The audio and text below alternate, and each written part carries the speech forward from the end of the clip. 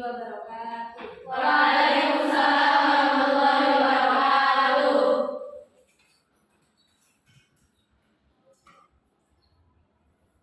Al-Fatihah.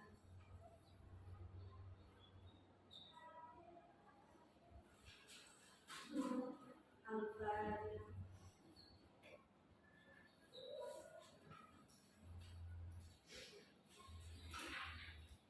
Al-Fatihah.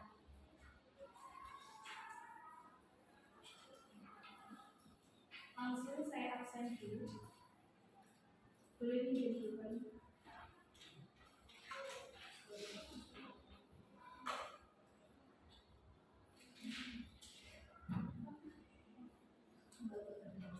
Adawiyahus Hadirah. Amna Hanina Hadirah. Anissa Hadirah. Wanita Hadirah. Lailatul Istiqomah Hadirah. Mutiara Ramadhan Hadirah. Nabila Yasmin Nadia Azmi Nailul Mana Hadirah. Nanda Hadirah. Nesri Hadirah. Novalia Elsa Nur Fatani Putri Sinta Tama Ayu Tama Dani Lailatul Hadirah. Rehan Aulia Salsabila Rizki. Masuk semua ya? Langsung saja hari ini pembahasan kita di mata pelajaran pendidikan agama Islam akan membahas tentang bab yang berjudul menjaga martabat manusia dengan menjauhi pergaulan dan bebas zina. Ada yang tahu apa yang dinamakan dengan zina? Apakah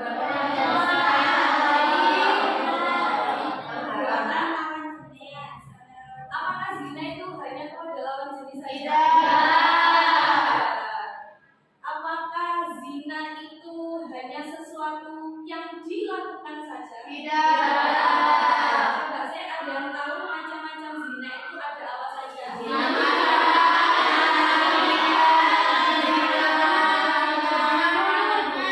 zina itu banyak. Zina mata, zina mulut, kaki bisa berzina, tangan bisa berzina, mata bisa berzina, pendengaran bisa berzina, hati yang tak kelihatan pun bisa berzina. Dan zina itu tidak hanya kepada lawan jenis. Sampai ngerasani temennya, omongannya jelek, mendengarkan sesuatu yang buruk, sesuatu yang maksiat, itu perbuatan zina. Tapi terkadang hati itu kan nggak bisa dikontrol. Iya Pak? Kita suka sama orang itu nggak bisa dikontrol. Betul apa enggak? Betul. Suka sama orang itu bukan suatu paksaan, bukan suatu pilihan juga. Tapi nggak ada yang bisa mengontrolnya. Hati itu nggak ada yang bisa. Mencintai seseorang dalam dia mengagumi seseorang dalam hatinya sama itu bukan zina. Boleh. Tapi langkah-langkah yang mengarahkan kepada zina itu yang tidak dibolehkan. Sama suka sama orang, misalkan sama sudah berbahasa, sudah menjaga pandangan, kok nggak sengaja melihat, kok ternyata dilalah hatinya suka sama dia, itu nggak apa-apa. Tapi yang membuat zina, yang membuat dosa ketika sangat suka sama cerita, ketika sangat suka, dapat nomor teleponnya chatting. Ketika sangat suka, ternyata janjian ketemuan di kafe. Itu yang tidak diperbolehkan. Langkah-langkah yang mendekati zina itu yang tidak diperbolehkan. Makanya Allah itu baik sekali. Kenapa? Karena dosa itu tidak dihitung ketika seseorang belum melakukan. Sama seniato itu sama Allah tidak dihitung dosa. Sampai batin suka sama cowok, sama Allah tidak dihitung dosa. Tapi ketika sudah chattingan, sampai senyum-senyum, janjian ketemu lah kok pegang-pegangan, itu baru yang dihitung dosa sama Allah. Sebelum kita mengenal lebih jauh lagi, kita harus benar-benar tahu zina itu apa. Apa yang dimaksud dengan zina? Kok sampai Allah itu melarang perbuatan zina? Zina itu adalah pergaulan bebas. Yang dimaksud pada bagian ini adalah pergaulan yang tidak dibatasi oleh aturan agama maupun susila. Salah satu dampak negatif dari pergaulan bebas adalah perilaku yang sangat dilarang oleh agama Islam, yaitu zina. Hal ini yang menjadi fokus pada pembelajaran kali ini. Coba ada yang mau menuliskan di depan?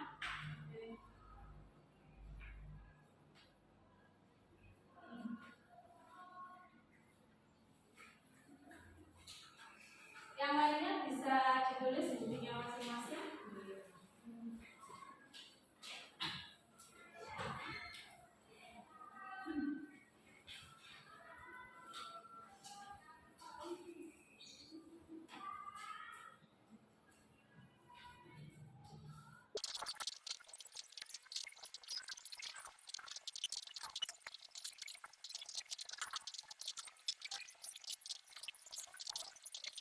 Langsung saja. Pengertian zina. Kata zina berasal dari kata zana yasni, yang artinya hubungan layaknya suami istri antara perempuan dan laki-laki yang mukallaf balik tanpa ikatan pernikahan yang sah menurut syariat Islam. Kedua, hukum zina. Terkait hukum zina, semua ulama sepakat bahwa zina hukumnya haram. Bahkan zina dianggap sebagai puncak keharaman. Hal tersebut didasarkan pada firman Allah Subhanahu wa taala dalam Quran surat Al-Isra. Menurut pandangan hukum Islam, perbuatan zina merupakan dosa besar yang dikategorikan sebagai perbuatan yang keji, hina, dan buruk sampai sudah dituliskan di Al-Quran surat Al-Isra. Berarti kalau sudah tahu haram, perbuatan yang keji, puncaknya haram, puncaknya jelek, berarti sebagai orang mukallaf kita haram dosa untuk melakukan perbuatan zina. Zina itu ada dua macam. Zina itu ada dua. Ada tahu yang pertama zina apa? Zina? No. Zina? Zinamu? Zina? Muhsan. Sama yang kedua zina? Zina wailu.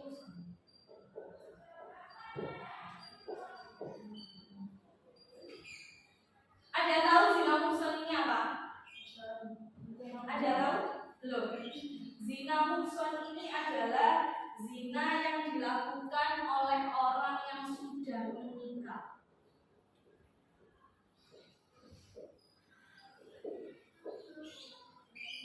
Zina muhsan ini adalah zina perbuatan layaknya suami istri. Dia sudah menikah, tapi dia berzina dengan orang lain. Selingkuh, betul. Kalau orang Indonesia nyebutnya ada pelakor, betul. Itu zina muhsan. Zina muhsan ini hukumannya mati. Hukumannya adalah atau dilempari batu sampai mati. Hukumannya orang yang melakukan zina muhsan, hukumannya orang mukallaf balik berakal dewasa merdeka yang sudah menikah melakukan zina muhsan itu hukumannya dirajam. Dirajam ini dilempari batu sampai mati. Batunya bukan batu besar, batu besar mati bisa aja sekali dilempari batu dia udah mati. Ini batu yang biasa, kerikil atau batu yang biasa dilempari terus-menerus sampai meninggal. Karena itu hukumannya, supaya dia merasakan sakitnya istrinya dihianati, sakitnya suaminya yang dihianati, karena dia bersama orang lain berzina bersama orang lain, istilahnya melakukan perselingkuhan. Itu zina muhsan. Kemudian yang kedua zina ghairu muhsan. Zina ghairu muhsan ini adalah zina yang dilakukan orang yang belum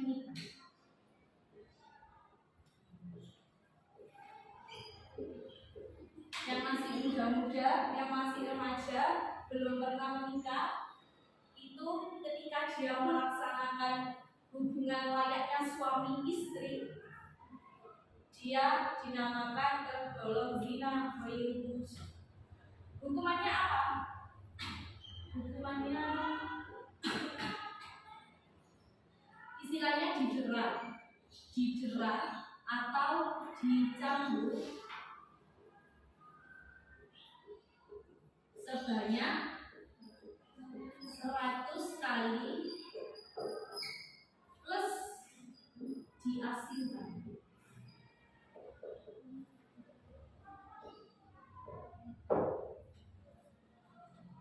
Hukumannya orang berzina yang melakukan zina ghairul muhsan, orang yang mukallaf balik berakal merdeka, dia melakukan zina yang dinamakan zina ghairul muhsan karena belum menikah, hukumannya dijerat, atau dijerat ini maksudnya dicambuk sebanyak 100 kali plus diasingkan. Setelah dicambuk 100 kali dia diasingkan.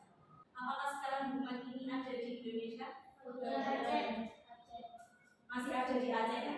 Kalau di Malang ada nggak? Kalau di Badawi ada nggak? Nggak ada. Nggak ada. Makanya itu kenapa kok sekarang banyak TikTok itu lapor gitu banyak. Kenapa banyak sekali? Sebenarnya kalau misalkan ini diterapkan, kita bisa menghindari. Umat Islam itu bisa menghindari yang namanya zina. Karena apa? Takut sakit ini sampai mati. Kalau nggak mati nggak berhenti. Ini dicambuk 100 kali terus diasingkan, diboikot istilahnya, nggak direken. Siapa yang ingin merasakan hidup seperti ini? Nggak heran. Tapi karena Indonesia itu baik sekali diterbitkan undang-undang hak asasi manusia, maka hal seperti ini itu sudah tidak ada. Tetapi memang orang yang ketahuan berselingkuh, orang yang ketahuan melakukan perzinahan, ini pihak yang tersakiti itu diperbolehkan untuk mengajukan gugatan. Jadi orang yang melakukan perzinahan, orang yang melakukan selingkuh istilahnya, itu nanti mereka bisa masuk penjara. Bisa kita mengajukan pengacara. Misalkan apabila ya, misalkan ada suatu kasus, misalkan istrinya atau suaminya yang ternyata diselingkuhi, kita mantul istilahnya, kita bisa mengajukan gugatan untuk supaya jelas dia bisa dipenjara.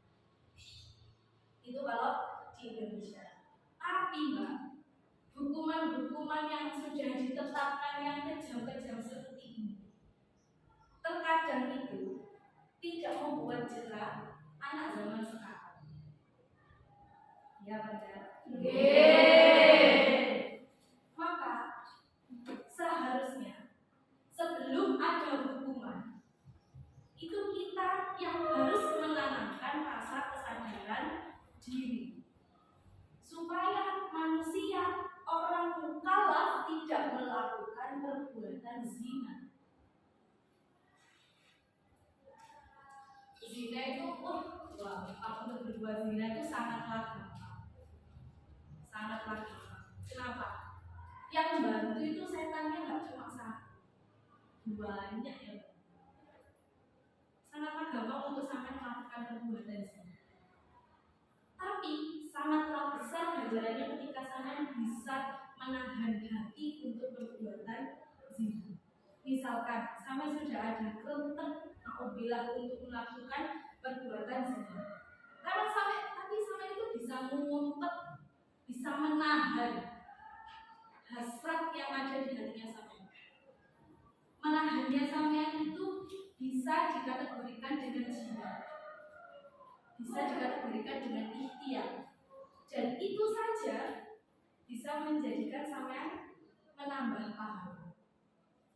Makanya jangan sampai sampean itu melakukan perbuatan zina. Tidak menutup kemungkinan seorang santri yang ada di pondok pesantren itu tidak melakukan zina. Tidak menutup kemungkinan. Jangan jauh-jauh kita membahas tentang puncak keharaman, hukum yang sudah pasti tidak berdosa. sholat tidak menjamin semua anak pesantren, semua anak pondok itu kalau sholat kayak di pondok. Istiqomah 5 waktu, jamaah, wiritan, sholat sunnah, kadang sih ada iktikafnya di masjid, habis sholat baca Quran, ujian setiap hari, tidak menjamin seperti itu. Mumpung sama dikasih kesempatan di pondok, itu yang baik-baik. Tanam sekarang kebaikan yang baik. Bukan berarti nanti di luar gak ada kebaikan. Cuma kalau di luar itu godaannya lebih banyak. Kalau di sini sampai waktu sudah diaturkan, sudah ditata, ada jadwalnya. Kalau sampai sudah di luar, sampai yang harus menata waktu sendiri. Sehingga kalau di sini kan sampai nggak bisa ngolor waktu, misalkan masih males mau masuk dunia kan ya harus masuk. Kalau di rumah sampai mau sholat, saya emang episodenya belum selesai, misalkan kayak gitu ya. Jadi, cara paling ampuh untuk meninggalkan zina, tips ya, adalah lakukan sesuatu yang kecil terlebih dahulu secara istiqomah. Sholat 5 waktu, sholat 5 waktu jalan. Kalau sama sholat 5 waktu terus berdoa, insya Allah sama ingat sama Gusti Allah terus dan sama akan takut dengan zina. Ingat Allah terus. Saya selalu berusaha untuk menekankan kepada semuanya, kepada belajar diri saya sendiri, bahwa jadikan hari ini adalah hari terakhir kalian berada di dunia. Kalau saya merasa kira-kira kayaknya aku besok sudah mati, kira-kira aku kayaknya besok sudah meninggal, sama hari ini akan menjadi orang yang sholat, khusyuk, wiritan, baca Quran. Seperti itu. Kita nggak ada yang tahu. Umur itu tidak melihat sampean sehat, sampean cantik, sampean umurnya berapa, nggak ada yang melihat.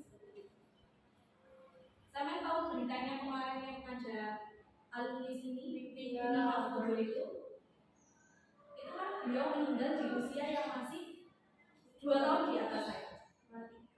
Iya, 2 tahun di atas saya. Beliaunya dulu kakak kelas saya, pernah satu organisasi di pondok.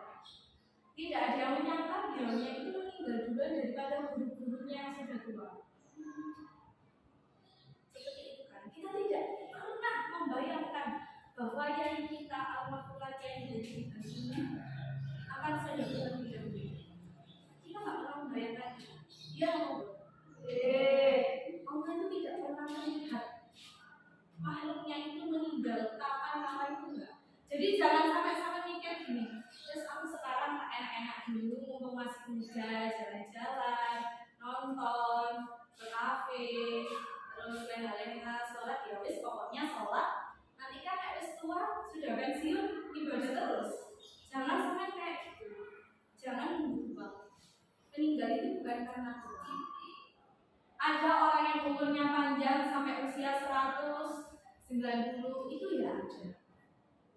Jadi meninggal itu tidak memandang usia, tidak memandang harta, tidak memandang apapun, bisa datang tidak. Makanya itu, kalau sampai orangnya jelek, naudzubillah, sampai adalah orang yang sering berbuat zina.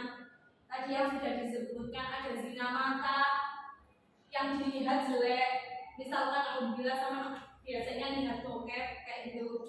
Terus habis itu yang didengar omongan-omongan kotor, yang diucapkan omongan jorok, mesum-mesum, kakinya dibuat melangkah untuk berzina, misalkan ketemuan sama lawan jenis, kakinya dibuat jalan-jalan ke matos, misalkan kayak gitu.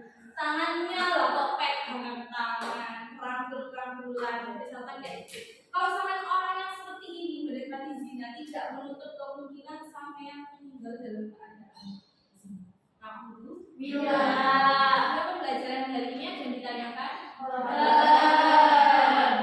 Terima kasih, cukup sekian dari saya. Ihdinas siratal mustaqim. Wassalamualaikum warahmatullahi wabarakatuh.